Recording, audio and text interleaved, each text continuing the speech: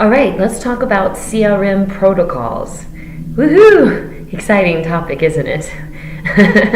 I don't know many people who get excited about CRMs, but they are central to any sales and marketing in the B2B world. Without it, you can't get stuff done. It's just simply too much to manage. CRMs are very typically integrated in with enterprise type of systems to help manage the servicing of an account. Also, customer service systems, marketing automation systems may even be connected to accounting, which could be part of the enterprise system. It just depends on what your business is, but certainly the CRM is that place where the client or prospective client first is introduced to the company, enters into the experience of working with you as a company. So my goal here in this video is just to help you identify, maybe for the first time, or re-identify if you already got a CRM, what are some best practices and why you need to document certain things. What kind of things are, maybe the better ways to do than what you're already doing. The goal is to optimize, and based on my review of your business up to this point, you already have a pretty good idea about what's going on. So get out your pen and paper and start jotting away with some of these recommendations or certainly questions that you want us to discuss further. It might be that we actually need to spend some time working on this together if you feel it's too complicated. But let me encourage you too. Protocols for your CRM do not have to be complicated. You can make it as simple as you want to. It's all about making the system work for you, the tool work for you. And sometimes people like to use a lot of data and they like to slice and dice it a lot of different ways. And then sometimes folks just want to keep it super simple. So you can do both of those. There's no right or wrong there. We're going to talk about contact management and opportunity management, because that's what the CRM is ultimately doing for you.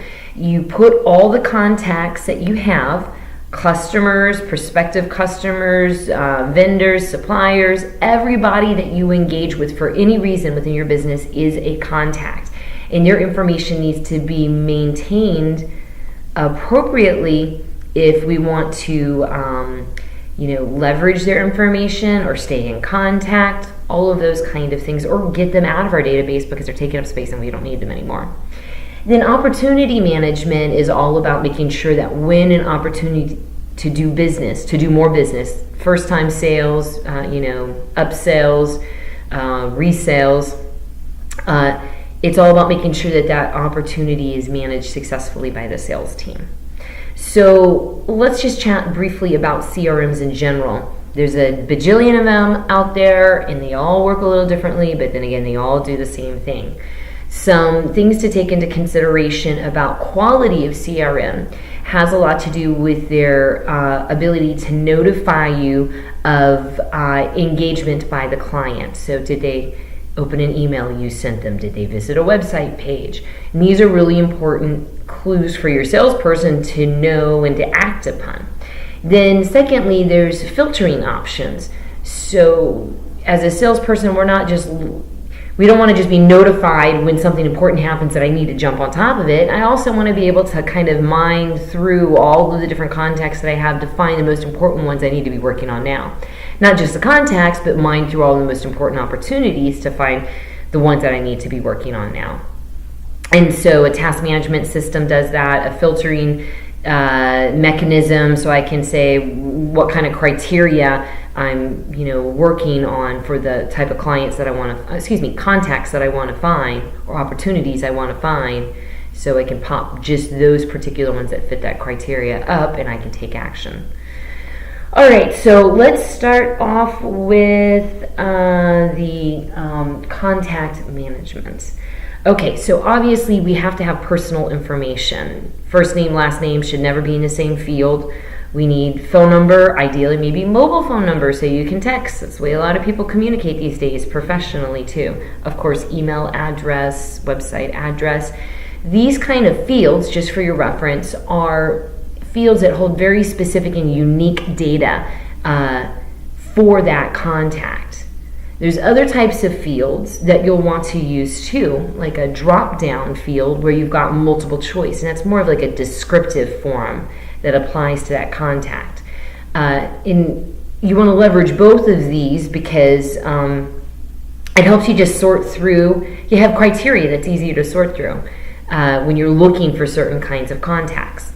So company information is another one too, where typically a company is its own contact record, and then you've got contact individuals associated with a company. Even if it gets more complicated, you've got companies, divisions within the companies or company, and then other people that are associated to each of those divisions. So it depends on who your clients are, that you arrange the CRM to accommodate this.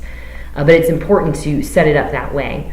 And most CRMs wouldn't let you have any other option anyway. Life cycle stages. This is where I a moment ago referenced, that drop-down option, descriptive type of data, as opposed to unique data for that contact record. A life cycle stage is very important to make sure you understand exactly where that contact is in relationship to you across either maybe their buying journey or another form of relationship. So let's see here. We've got personal info, pretty straightforward.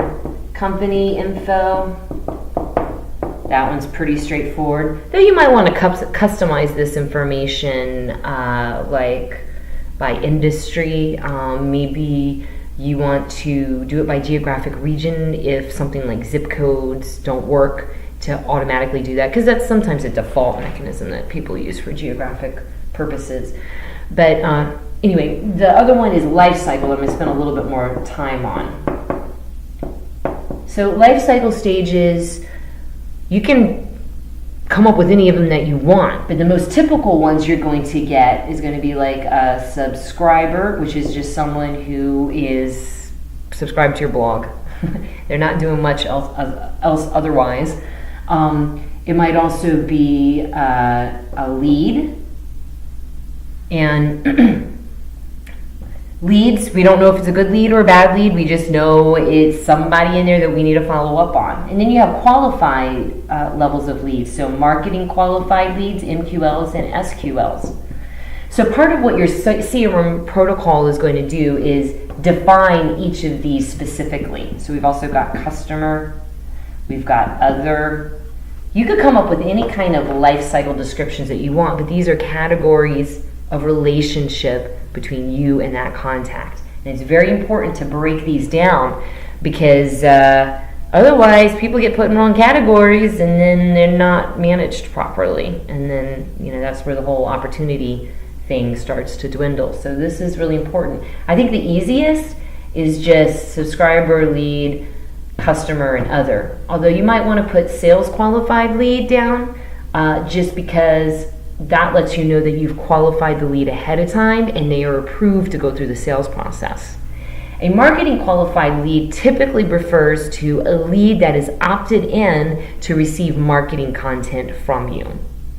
Now, that's just the way I've seen it done typically. You can define it your own way. But it is pretty important if you're using your CRM database also for your email marketing database. It's the same contacts. You have to define which contacts are opted in to receive information from you, as opposed to those from your marketing emails, as opposed to those that you've put in there yourself and not received permission from. All right, so another thing about contact management is the buyer persona that applies to them. I'll just say buyer P. Remember, you've worked that out already if you've watched the prior videos or some other videos prior to this, and you've come up with different names for those contacts, what kind of personas they fit. You only have to build out the personas for the ones that you're going to engage through the sales process, but you can certainly have a lot of other personas to help clarify who these contacts are, even though you're not going to spend a lot of time on them. For example, it could be a competitor. We don't have to spend a lot of time on defining what the competitor is like, but it's a negative persona and we just put them in that category. Or maybe a vendor is a persona. We're not going to sell to our vendor because they're our vendor. So those are just examples of how you would use your buyer persona, and this is a drop-down option. I like to also do something like client fit, and this is another custom field. These are getting into custom fields here. These are usually standard within the CRM, but these are where you're getting the custom-made ones. Remember the client description? Ideal client description from a prior video. We had ideal, workable, and avoid. You could do the same thing here. Now you could associate client fit for the company information, or you could add it up here in terms of the personal information for that contact. Depends on how you like to sort your information in your CRM. I put a lot of stuff in the personal information, but that makes sense if you're typically dealing with just one or maybe two people in total with each company. But if you're dealing with multiple people within one company, it's better to put more information with the company than with the individual. All right, other custom fields, things to consider. I think I mentioned beforehand, maybe industry, maybe some other fit criteria that you don't want to maybe use the global one for them, like, this is the ideal customer. I'm going to always make sure that we reach out to them first, or anything that we do is with them first. Maybe some other criteria, like let's say I own a landscaping company, and maybe one of my criteria is for this client, the size of their property. And different sizes can fall within the ideal client fit. But I want to break it down a little bit more because it differentiates maybe the type of service that I provide them and so forth. So be creative in thinking of these ideas. Don't just use them just because, but think about what would be the most meaningful to your salespeople when it comes to their outreach efforts in the filtering to find the contacts that are most relevant for them to reach out to. All right, now let's talk about opportunity management. So we'll bring this over here. How we're going to manage the opportunities that come to us. A very important field is called lead status. It lets you know exactly what the current status is between your business and that particular lead. For example, have they been contacted? Are we attempting to contact them? Are they brand new? Is it an open lead for anybody to pursue? And that's relevant if you've got multiple salespeople. Are they qualified? Or not? And maybe we've given up, we've attempted, and now we're not going to bother them anymore, or re-engage later. So lead status, really, really helpful to making sure that everything that you wanted to do with that lead was accomplished, and here's our status at the moment. Assignment plays in a role here too. This is standard within CRMs. You assign leads to salespeople. CRMs differ in terms of your ability to secure information between salespeople and how the assignment works, but everybody needs to own a contact record and be responsible for it, as opposed to it just kind of floating in the ether of the database. It has to be owned by someone so that they can be responsible for making sure that it stays updated. Now, task management is really important when it comes to keeping up with your opportunity. And just tying back here, all of this information documented in your protocols increases the likelihood that it's going to be applied. So maybe a rule is every opportunity, each contact within that opportunity needs a follow-up task for every stage that it's in. Like, never just let it sit in a stage with no follow-up action set to just check in or send an email or schedule a meeting or place a call. But if we don't have that as a protocol with how we manage our CRM, then it's sort of up to the salesperson to decide, what works for them that day. And, it's all about setting expectations for yourself or other people. So it's a good example of why there's a lot of value behind setting up tasks with contacts.